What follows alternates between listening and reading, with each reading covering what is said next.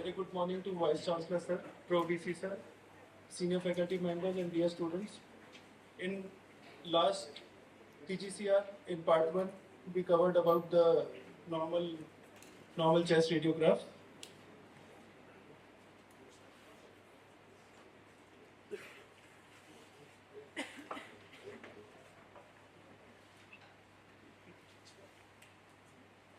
In part 1, we covered about the normal chest radiograph. We assessed the quality of a chest radiograph and various radiographic views and all. And today in part 2, we'll start by understanding the normal locations of the common lines and tubes. Then we'll study the patterns of cardiac chamber enlargement. Then we'll see us, uh, how to approach systematically for going to a diagnosis on a chest radiograph. Then we'll discuss about some common pathologies in collaboration with the departments of general medicine and respiratory medicine. So to start the presentation, I would like to call Dr. Sarkar. So we'll start off with the common lines and tubes that we normally see on a chest radiograph and their correct placement. So to start off, the nasogastric tube. So the correct position for the nasogastric tube is that it should be positioned at least 10 centimeters caudal to the location of the gastroesophageal junction, that is below the left hemidiaphragm. So chest X-rays are usually used to determine the placement of the nasogastric tube if aspiration of gastric fluid is unsuccessful. Moving on to the endotracheal tube. So the endotracheal tube, the correct position of the endotracheal tube is the tip should be approximately 5 centimeters plus or minus 2 centimeters above the carina.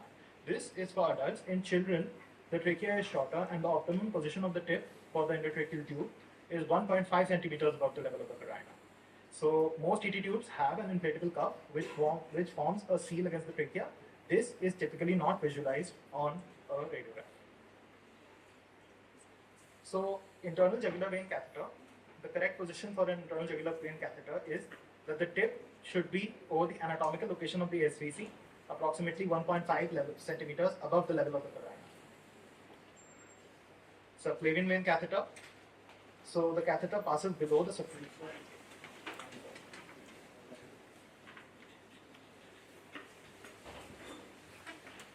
So the catheter passes below the level of the clavicle and the tip is projected over the anatomical location of the SVC, approximately 1 centimeters above the level of the carina. And the PICC line is a peripherally inserted central catheter, which is correctly located with its tip at the cavo-atrial junction, approximately at the height of 2 vertebral bodies below the level of the carina. But in case of the central venous catheter, especially if it has been introduced through the subclavian approach, more important is to see if we have caused any pneumothorax. Position, yes, it will tell. More important is the pneumothorax.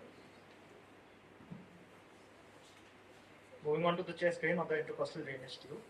So the placement of the intercostal drainage tube is dependent on the type of pathology that is present. If for the treatment of a pneumothorax, the tip is aimed towards the anterior-superior surface, anterior-superior angle towards the chest wall, and for the treatment of a pleural effusion, it is oriented towards the posterior-inferior, or for a pneumothorax for that matter. Moving on to the assessment of cardiac chamber enlargement on chest diagram, we begin with the left atrial enlargement. So left atrial enlargement typically presents as a double density, or as what we call a double density sign. There is there's a double border on the right side. This is the border of the right atrium. This is the border of the enlarged left atrium, and there is also splaying of the carina. So these features are consistent with left atrial enlargement.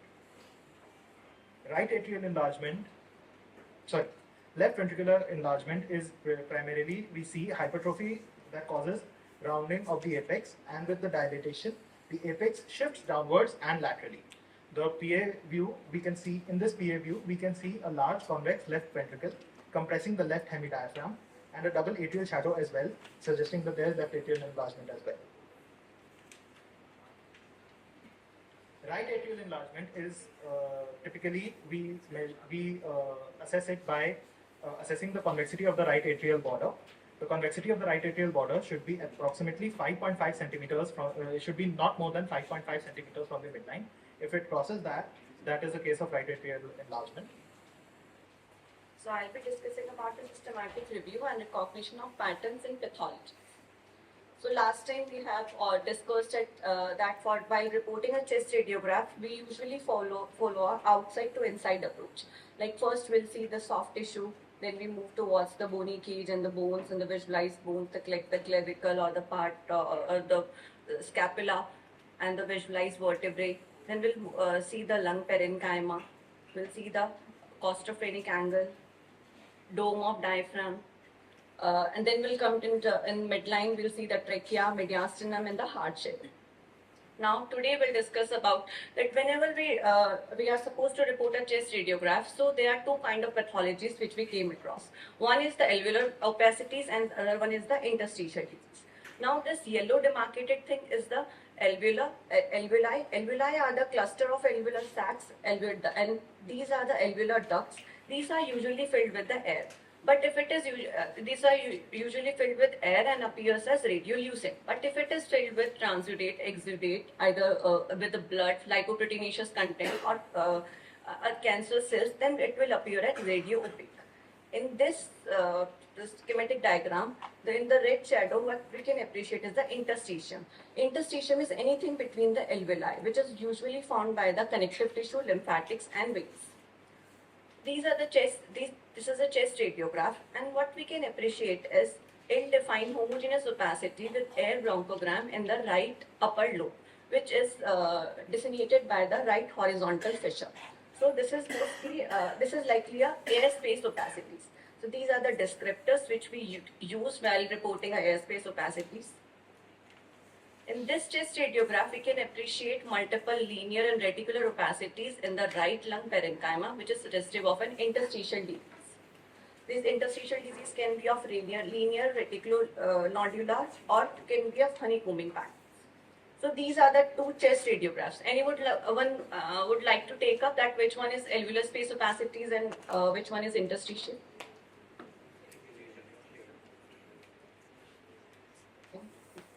Okay. So in this we can appreciate multiple fluffy, ill-defined opacities in left perihilar areas and in right upper and the lower zones, which is suggestive of the airspace opacities. Whereas in this, we can see multiple linear or reticular opacities and subtle cyst-like shadows are also seen, which is suggestive of honeycombing. So this is interstitial opacities. The various causes of alveolar shadows are pulmonary edema, pneumonia, hyaline membrane disease, pulmonary hemorrhage, alveolar cell carcinoma, and alveolar proteinosis.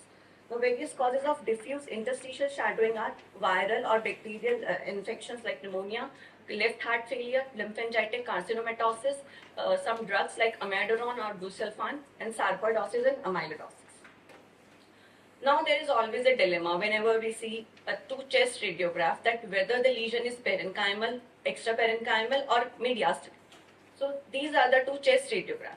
First see this. In this what we can appreciate is a well-defined homogeneous opacity with broad base towards the mediastinum, which is forming obtuse angle with the mediastinum. See this angle forming obtuse angle with the mediastinum and has a clear interface with the lung parenchyma. So this is likely to be a mediastinal lesion.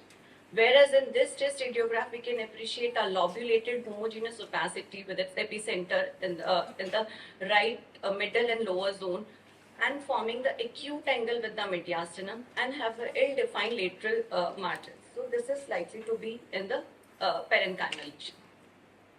Now, when we are discussing about pattern approach, whenever see an increased density, that the opacity can either consolidation, interstitial opacity, nodule or mass or atelectasis. If the lesion is less than 3 cm, we denote it as nodule, and if it is more than 3 cm, we denote it as mass. This is a case of a 26-year-old woman admitted in ICU with complaints of fever, cough and shortness of breath since 1 week. Now anyone? So, we can see extensive airspace opacities in the bilateral hemithorax with this air bronchogram sign. So now what is air bronchogram? The air bronchogram occurs when the endobronchial air is visible against a black background. So this is the endobronchial air which is visible against a dense background. It is usually seen in consolidation, edema, Halley's membrane disease, lymphoma, alveolar cell carcinoma, and acute adult respiratory distress syndrome. Now, this is a chest radiograph, a 10-day-old neonate with history of 3 days of respiratory distress, poor feeding, and intermittent fever. Anyone? At least describe it, that what you can appreciate. Okay, so here what we can appreciate is well-defined homogeneous opacity with air bronchogram sign in the right upper lobe, which is demarcated by the right horizontal fissure. So this is suggestive of right upper lobe consolidation. Here there are no signs of volume loss and trachea is in central. Now consolidation is the result of replacement of air in the alveoli by transudate pus, blood cells or other substances. The key findings are we can appreciate L-defined homogeneous opacities obscuring the vessels with air bronchogram signs, and the most important thing is that there is no sign of volume loss.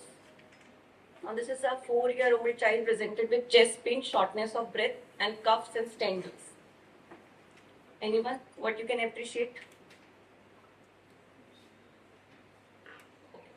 So in this we can appreciate a well-defined homogeneous opacity, but with no air bronchogram sign, and there is displacement superior displacement of right horizontal fissure.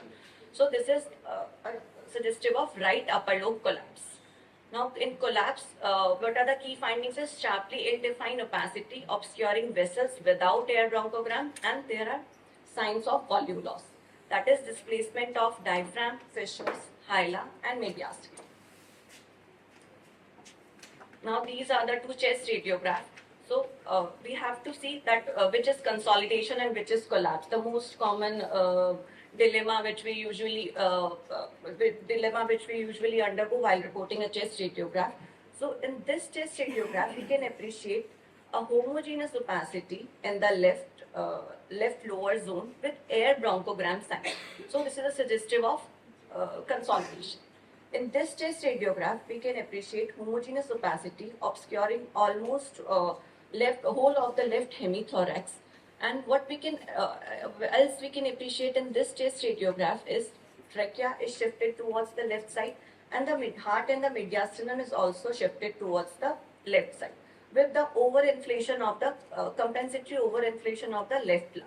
This is suggestive of the left lung collapse.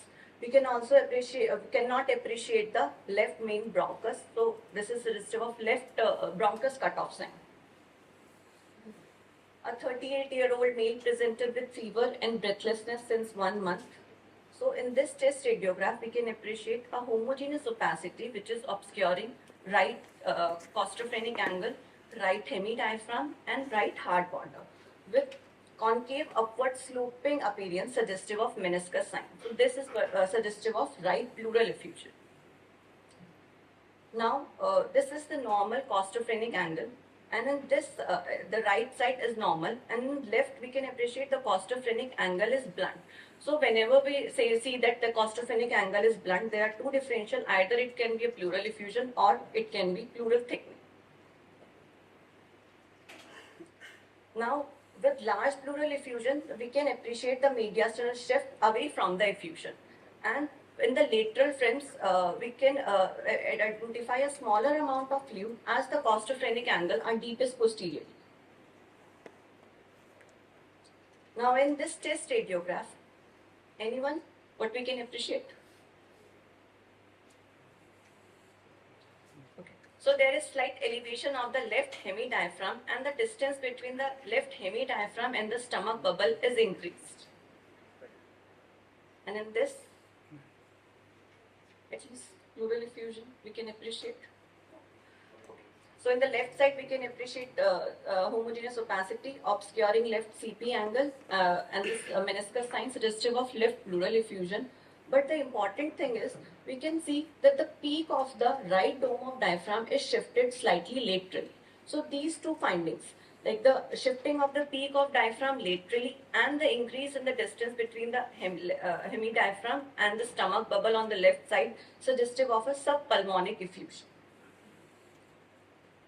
Now this is the case, a 38-year-old female came to the respiratory department with complaints of chest pain, which is on and off since 2 weeks.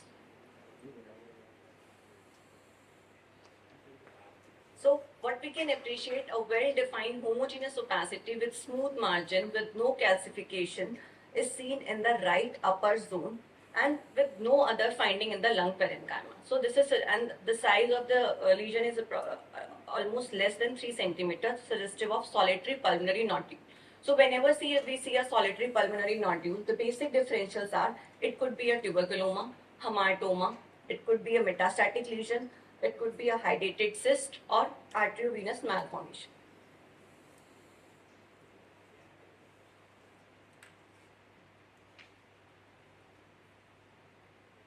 Now this is a 49-year-old male with complaints of dyspnea, fatigue, cough since 2 months. So what we can appreciate is multiple lobulated soft tissue densities in right paratracheal region and in bilateral hilar region, which is suggestive of 1, 2, 3 sign, which is a diagnostic of sarcoidosis. So these are the various causes of the hilar enlargement. It could be an infectious cause, it could be a tumor, metastatic cause, and if it is bilateral hilar enlargement, then we can think of sarcoidosis, silicosis, any infection, or it could be a lymphoma. Now this is a 56-year-old male with non-known case of colorectal carcinoma came for follow-up in oncology department and complaints of chest pain and fatigue since 2 months. So in this chest radiograph, we can appreciate multiple rounded homogeneous opacity with smooth margins in random distribution scattered throughout the lung parenchyma with no calcification and no other abnormality in the lung parenchyma, which is suggestive of cannonball metastasis. Now this is a 46-year-old male, known case of COPD and respiratory failure, was admitted in ICU, complaints of sudden excruciating pain and breathlessness.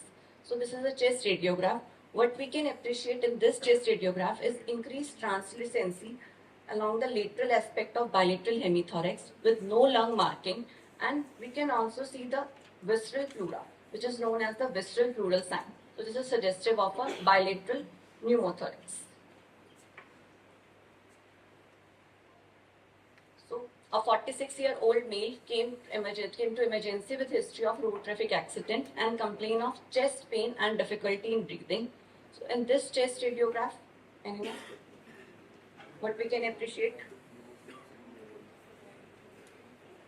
So what we can appreciate is the increased lucency along the lateral aspect of left hemithorax with no lung marking and the visceral pleural sign.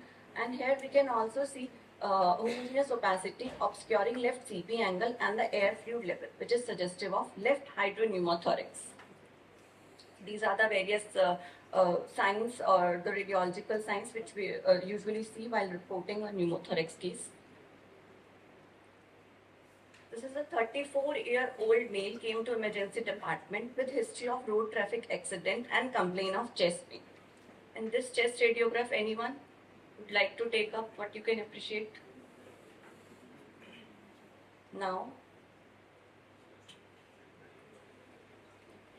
so we can appreciate increased lucency along the left heart border, along the lateral aspect of trachea.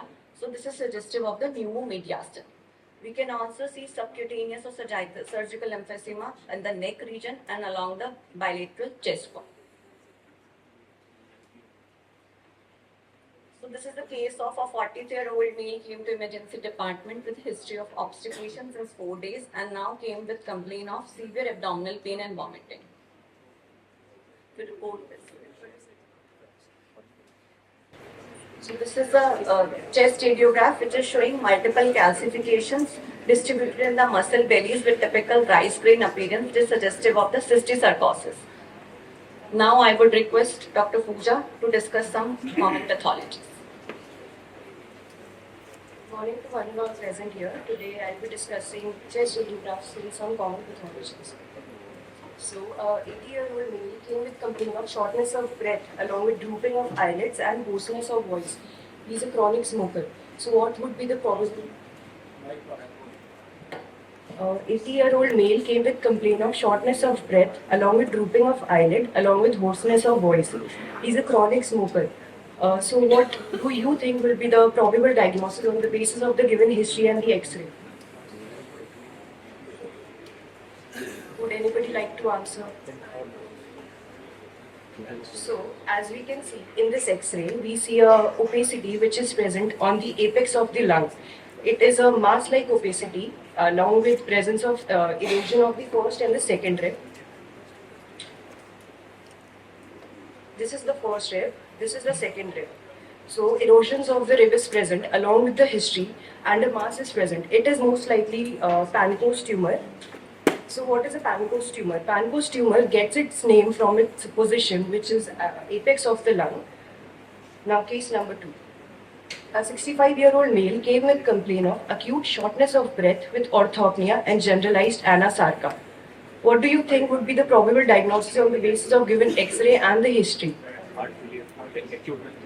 So, on the basis of given history and the X-ray, there is presence of ground glass haziness with consolidation and air bronchogram sign with bilateral central and perihilar region. This is an X-ray of a patient having congestive cardiac failure. Case number 3. A 70-year-old female who is admitted with a history of 3 days of acute respiratory failure having fever, dyspnea. She was tachypneic, having respiratory rate of 30 beats per minute with lymphopenia and low oxygen saturation with normal ejection fraction and normal diastolic function. The given X-ray presents multiple fluffy air space opacity seen in bilateral lung fields with diffuse involvement. The CT ratio given is normal. So this X-ray depicts that the patient is having most probable diagnosis of acute respiratory distress syndrome. So now we are going to compare both the X-rays of congestive cardiac failure and acute respiratory distress syndrome. In congestive cardiac failure, we can see the patient might have presence of pleural effusion in which the CP angles will be obscured along with presence of cardiomegaly, which is depicted by increased CT ratio, whereas in ARDS there is diffuse placement of the opacities which involves the upper, mid and the lower zones of the lungs. Along with absence of cardiomegaly, there are going to be no pulmonary dysfunction will be present in this patient. So, in congestive cardiac failure, pleural effusion will be present along with cardiomegaly. The CP angles may be obscured and it is located in centrally and in bilateral perihilar region. Whereas in ARDS, pleural effusion is absent along with cardiomegaly. CP angles are clear and there are diffuse opacities which are present. These opacities are fluffy and heterogeneous in nature. Case number 4. A 35-year-old male came with complaint of cough, low-grade fever, night sweats, weight loss and hemoptysis. The X-ray was provided to us and the X-ray was this. What do you think would be the probable diagnosis of this patient? Yes, so this patient is having a diagnosis of miliary TB in which we can see small multiple 2 to 4 mm nodules which are present diffusely on the entire lung field in bilateral lungs. Case number 5, a 80-year-old male came with complaint of shortness of breath along with cough with expectoration. He gives a history of being a former coal miner worker. So what do you think would be the probable diagnosis of this patient? So now we are going to compare the chest X-ray of miliary tuberculosis with silicotuberculosis. So in miliary tuberculosis, we can see the size of the nodules is 2 to 4 mm, whereas in silicotuberculosis, the size of the nodules is large as compared to those present in miliary tuberculosis. If we talk about the density, the nodules in miliary tuberculosis are soft tissue density, whereas in silicotuberculosis, they are more bright, more dense. So, miliary tuberculosis, these are millet-like nodules ranging from 2 to 4 mm. These are soft tissue density, no calcification, not dense. There is random distribution along the zone from the center to the periphery. Effusion and lymphadenopathy can be present, whereas in silicosis, these are larger in size in comparison to the one present in miliary. It is more dense and brighter. These are located more in upper and the mid zone. There is presence of eggshell calcification of lymph nodes, which we cannot appreciate in this X-ray. Clinical history. X-ray. Yes, sir. Dr. Parej, you can say, how will you, as a general physician or as a general doctor, will differentiate the hilum, whether it is lymph node or the pulmonary vessels? Basically, in there are few signs over there. Like if it is a pulmonary vessel, in that case, we will have the vessels reaching up to the margin of that opacity. Whereas if it is a lymph node, we will see the opacity and the vessels crossing through it at the center. So that is the hilum convergence and the hilum overlap. I get confused whether it is lymph nodes or LN lymph So nodes or usually we will see the adjoining vessels. If they are traversing, if they are reaching just up to the periphery, it is pulmonary vessels. Now I would like to invite Dr. Jensen.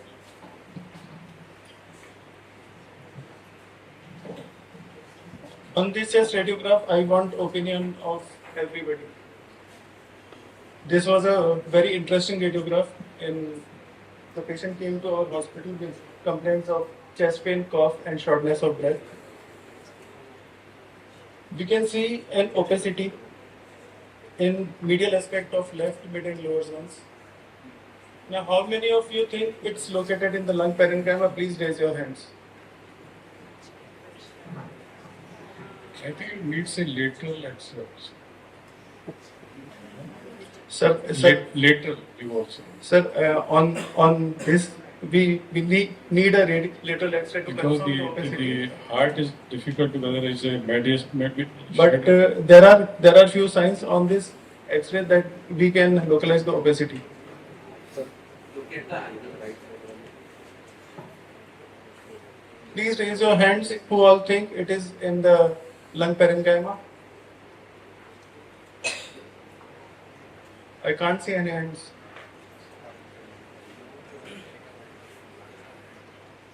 Okay, please raise hands who all think it's located in the mediastinum. मतलब कहीं भी नहीं है. Sir. Okay, I will describe the opacity for you. We can see a very well-defined homogeneous opacity in medial aspect of mid and lower zones. We can see the cardiac border. Left cardiac border is not silhouetted. Not silhouetted means we can clearly see the left cardiac border. Okay. This means that this opacity is located posteriorly because heart is located anteriorly. अगर ये anterior होता तो अपने को left cardiac bottom नहीं दिखता. Then we can also see just around the margins of the opacity, the lung parenchyma is absolutely normal. Rest of the lungs are also normal. Then we'll go towards the most important thing, which angles with the mediastinum. We can see this is forming an acute angle with the mediastinum here. And this angle with the descending aorta and aortic knuckle, this angle is also acute, it is less than 90 degrees. So we have come to a conclusion that this opacity is located posteriorly and it's in the lung parenchyma.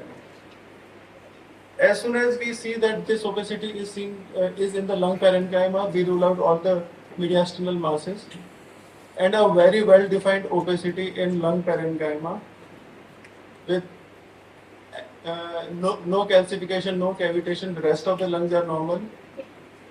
We'll think about. At least I expect this from radiology residents.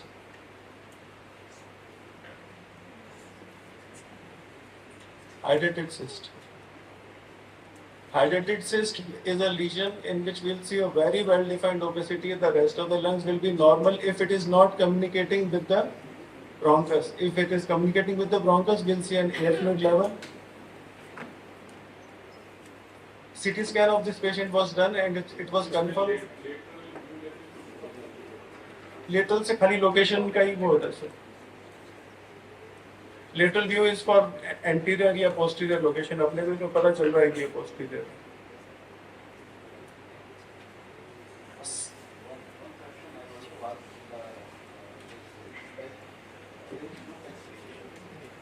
Generally, into the hydrated cyst, we are very commonly see the calcification.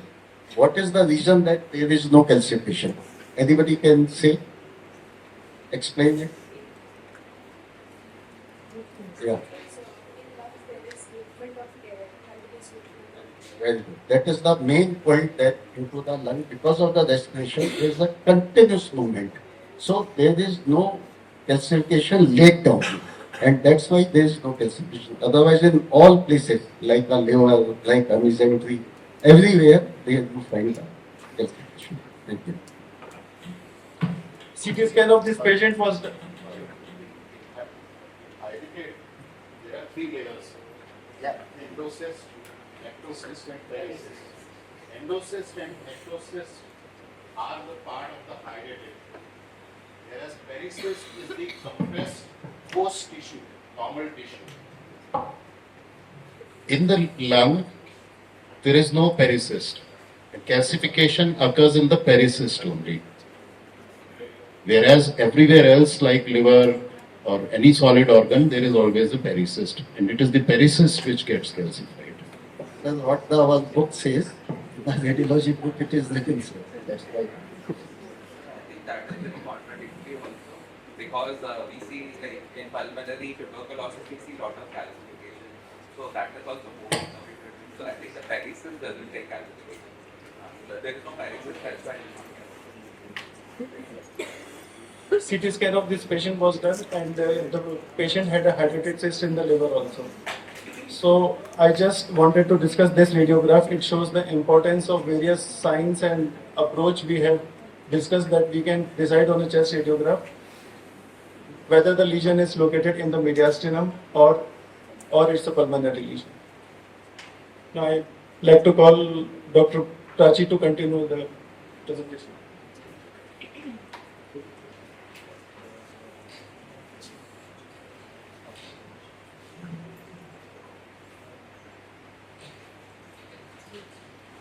Here we have a case of 35-year-old male who presented with complaints of high-grade fever with chills and rigor since 3 days, left-sided chest pain, breathlessness on exertion, productive cough with yellowish sputum, and a fall in SpO2, 87% at room air since 2 days.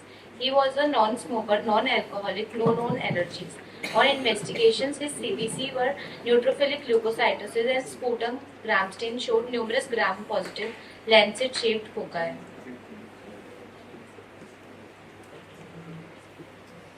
In this X-ray, what do you think the findings are?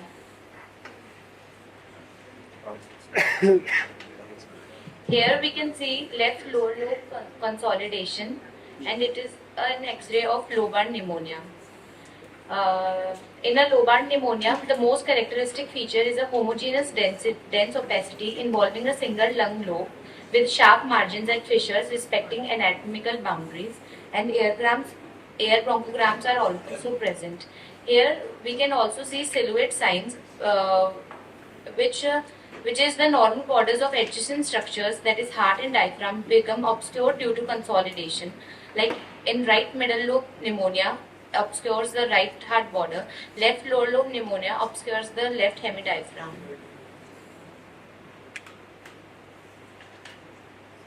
Here we can see in right middle lobe pneumonia, the right heart border is obscured, and these are cases where you can see the fissures. You can see, no? You can easily say it is lower, middle lobe or lower lobe. Otherwise, difficult to see. Some element of collapse also in the previous. yes, sir. Sir, the left hemidiaphragm is pulled up, which shows signs of volume loss. इसमें gastric bubble भी दिख रहा है और colon भी दिख रहा है. We can also see bulging fissure sign, which is specific for Streptococcus pneumoniae and Klebsiella pneumoniae, which usually involves the right upper lobe. The second case was of a 44-year-old male who presented with complaints of persistent cough since 6 weeks, night sweats also since 6 weeks, loss of weight 6 kgs in 2 months. The patient had poor nutritional status, no comorbidities, and is a current smoker. Here in the X-ray, we can see there is bilateral upper zone involvement, there is bilateral cavitatory lesions, and some satellite lesions around the big cavitary lesions. What do you think is the diagnosis? Liver process. So this One is of the an X-ray commonest of pulmonary findings you will TB. see in day to day. Why the tuberculosis involve usually the upper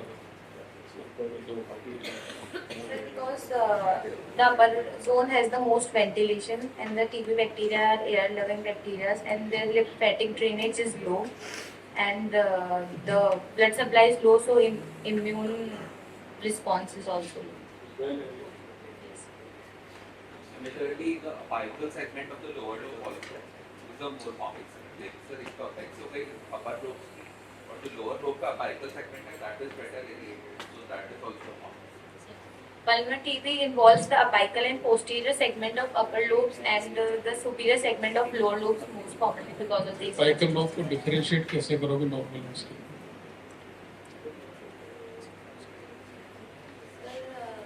Clavicle के ऊपर होगा नीचे? Sir यहाँ पे most medially apical होगा, यहाँ पे Actually, apical lobe is always above the clavicle. Apical segment of the sir here will be apical then anterior and here Upper will be lobe is posterior. apical phase. Yes sir, apical and anterior lobe. Next is the case of a 68-year-old male who presented with complaints of chronic cough with whitish expectoration and progressive shortness of breath since last 5 years. There was no history of TB or asthma. Patient is a chronic and current smoker. On physical examination, his pulse rate was 102 beats per minute and SpO2 88% at room air. Investigation, CBC was normal. On this chest X-ray, we can see the lung fields are bilaterally hyperlucent. The vascular markings are attenuated. There is increased intercostal spaces and flattening of the dome of diaphragm. What do you think is the diagnosis here? So this is the Classical presentation of the asthma. The other presentations of COPD on chest radiograph may be an increased AP diameter seen on lateral chest X-ray, tubular heart, bullae formation, which if ruptures leads to pneumonia. Differentiate कैसे करोगे कि उसने जोर से जब आप x ray लिया technician है उसने काफी फुल इंस्पिरेशन में Sir, even if there is full inspiration, the sixth anterior rib reaches the middle of the dome of the diaphragm.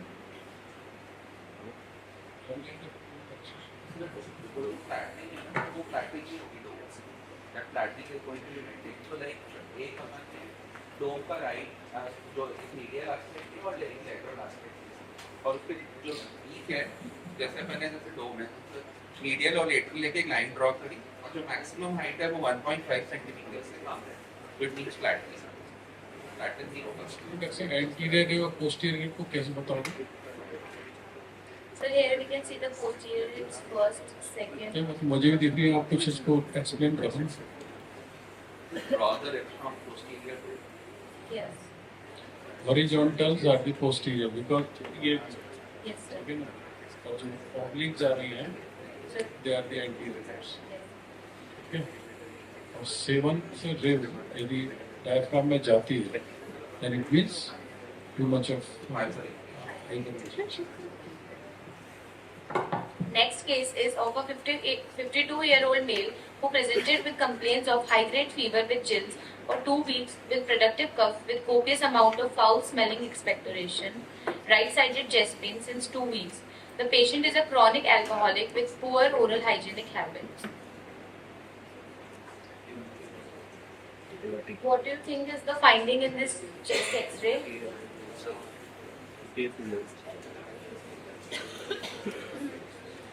There is a large, we can see a large cavity with air fluid level in between. And this is an X-ray of a lung abscess.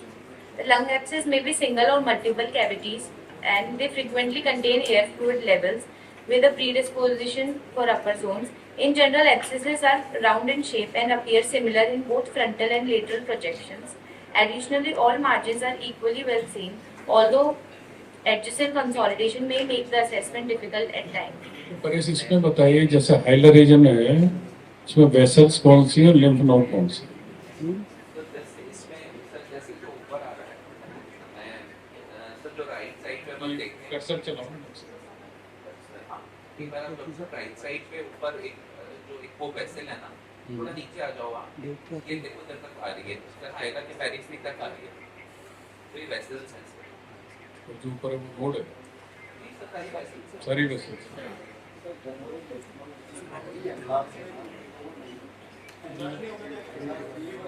So they are all, this is what this was confusion. Okay. The next case is of a 28-year-old female, a known case of bronchial asthma diagnosed 6 years ago, who presented with complaints of worsening shortness of breath for 3 weeks in spite of treatment, wheezing, productive coughs in 3 weeks. CBC had eosinophilia more than 500 and raised total IgE more than 1000.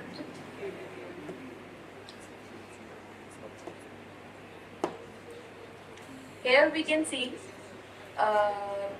this X-ray showing multiple linear soft tissue opacities suggestive of finger and glove sign, and this X-ray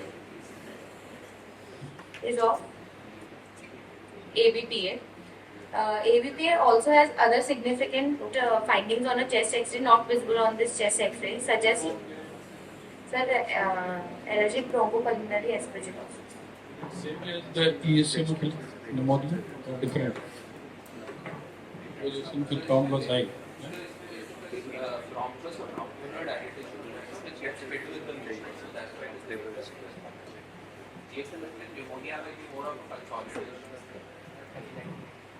The common findings of ABPA are fleeting or transient opacities that are migratory pulmonary infiltrates that change in location over time, finger and glove sign which represents mucus-filled dilated bronchi often seen in the upper lobe. There is central bronchiectasis, atelectasis due to airway obstruction due to mucus infection. There can also be perihilar or lobar opacities due to allergic inflammation and mucus plugging. To invite upon stage Dr. Jay. So whenever we see a pathology on a chest radiograph, we'll have to first of all decide whether it is pulmonary or mediastinal. There are various signs to decide upon it. Then if it is pulmonary, whether it is alveolar or interstitial.